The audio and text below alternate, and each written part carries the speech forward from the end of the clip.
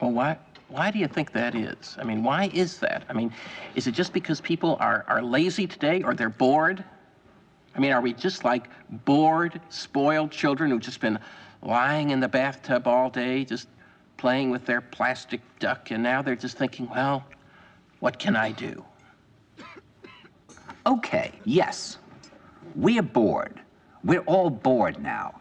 But has it ever occurred to you, Wally, that the process that creates this boredom that we see in the world now may very well be a self-perpetuating, unconscious form of brainwashing created by a world totalitarian government based on money, and that all of this is much more dangerous than one thinks, and it's not just a question of individual survival, Wally, but that somebody who's bored is asleep, and somebody who's asleep will not say no? See, I keep meeting these people. I mean, just a few days ago, I met this man whom I greatly admire. He's a Swedish physicist, Gustav Bjornstrand, and he told me that he no longer watches television, he doesn't read newspapers, and he doesn't read magazines. He's completely cut them out of his life because he really does feel that we're living in some kind of Orwellian nightmare now, and that everything that you hear now contributes to turning you into a robot. And when I was at Findhorn, I met this extraordinary English tree expert who had devoted his life to saving trees. Just got back from Washington, lobbying to save the redwoods. He's 84 years old. He always travels with a backpack because he never knows where he's going to be tomorrow.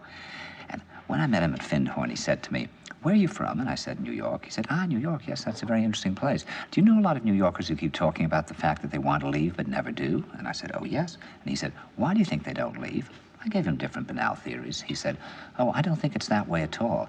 He said, "I think that New York is the new model for the new concentration camp, where the camp has been built by the inmates themselves, and the inmates are the guards, and they have this pride in this thing they've built. They've built their own prison, and so they exist in a state of schizophrenia, where they are both guards and prisoners, and as a result, they no longer have, having been lobotomized, the capacity to leave the prison they've made, or to even see it as a prison." And then he went into his pocket and he took out a seed for a tree and he said, "This is a pine tree." He put it in my hand and he said, "Escape before it's too late." See, actually for 2 or 3 years now, Chiquita and I have had this very unpleasant feeling that we really should get out. And we really feel like Jews in Germany in the late 30s. Get out of here. Of course, the problem is where to go, because it seems quite obvious that the whole world is going in the same direction.